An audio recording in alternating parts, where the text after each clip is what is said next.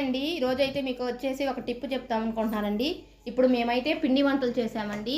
ఇక్కడంతా ఆయిల్ మరకలు పడినాయి కదా, ఈ ఆయిల్ మరకలు పోవాలంటే మన దగ్గర రైస్ ఫ్లోర్ ఉన్నా లేకపోతే మైదా ఉన్నా ఆ మొత్తం ఫ్లోర్ని ఇలా ఎక్కడైతే ఆయిల్ ఉందో దాని మీద ఇలా వేసేసుకోవాలండి. చూసారు కదా, మేమైతే ఎంతవరకు అయితే ఆయిల్ పడిందో అంతవరకు ఆ పిండి అనేది వేసుకున్నాం. మేమైతే బియ్యం పిండి వేసుకున్నాము.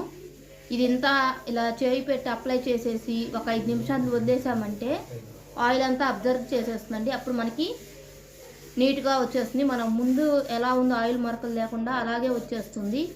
ముందు చూసారు కదండి, ఇంత ఆయిల్ ఉంది.